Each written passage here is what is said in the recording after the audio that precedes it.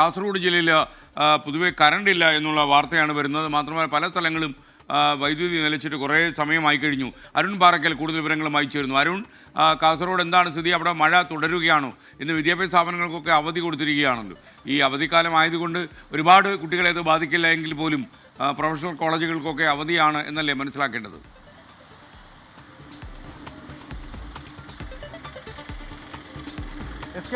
ഇന്നിപ്പോൾ കാസർഗോഡ് ജില്ലയിൽ റെഡ് അലർട്ടാണ്. ശക്തമായ മഴ നഗരത്തിലുടനീളം ജില്ലയിലുടനീളം പെയ്യുന്നുണ്ട്.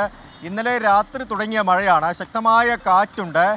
പ്രത്യേകിച്ച് മഞ്ചേശ്വരം പോലുള്ള പ്രദേശങ്ങൾ, അതായത് കർണാടകയോട് അതിർത്തി പങ്കിടുന്ന മഞ്ചേശ്വരം, സുള്ളിയ പോലുള്ള പ്രദേശങ്ങളിലും മലയോര മേഖലകളിലുമാണ് ശക്തമായ കാറ്റും മഴയുമുള്ളത്.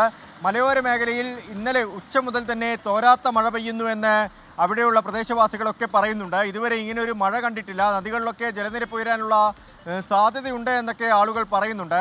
അതിനൊപ്പം തന്നെ കറണ്ടില്ല എന്നതാണ് പ്രധാനമായും ഇവിടെ ജില്ല അനുഭവിക്കുന്ന പ്രശ്നം. പലയിടങ്ങളിലും കറണ്ടില്ല. ബദിയടുക്ക, കാസർഗോഡ് ടൗൺ, വെള്ളരിക്കുണ്ട് എന്നീ പ്രദേശങ്ങളിലൊക്കെ തന്നെ കറണ്ട് പോയിട്ട് 24 മണിക്കൂർ പിന്നിട്ടിട്ടുണ്ട്. നീലേശ്വരത്ത് ഇന്ന് പുലർച്ചെ മുതൽ തന്നെ കറണ്ടില്ല എന്ന് അവിടെയുള്ള ആളുകൾ നമ്മളോട് വിളിച്ചു പറയുന്നുണ്ട്. ശക്തമായ മഴയാണ് ജില്ലയിലുടനീളം പെയ്യുന്നത്.